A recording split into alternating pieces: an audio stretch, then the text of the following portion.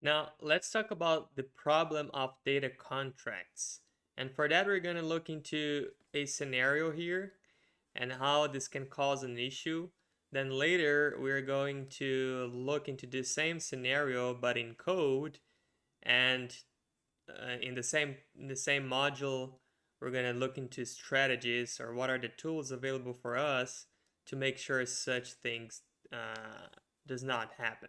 So in this scenario, let's say we have a producer here, and the producer is sending a raw JSON payload with no enforced structure, right?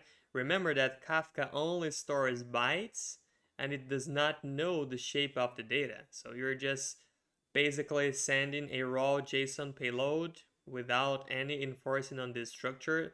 This is purely bytes.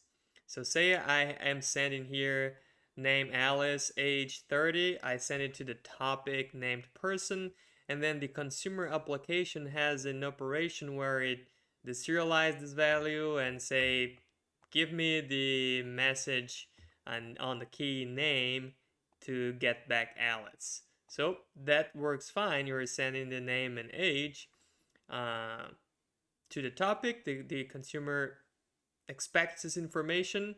This is not enforced at all, but it's working well so far. But then, say the producer now changes the key and it's on a version 2 of this data, it's starting naming it first name instead of name. So when the consumer is trying to fetch that information on the name, it's going to fail because the key is different now. So this is what we call schema drift.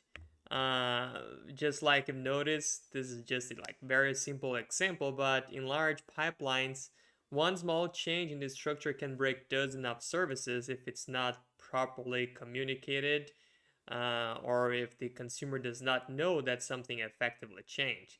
So we need what we call a data contract, which is a shared definition of what our messages should look like. The producer needs to make clear to the consumer how the message is going to be produced, and the consumer needs to be aware in case that message changes and aware of this structure so it does not break in case of a new version of that message schema. All right, so we're going to look and explore this in this lesson.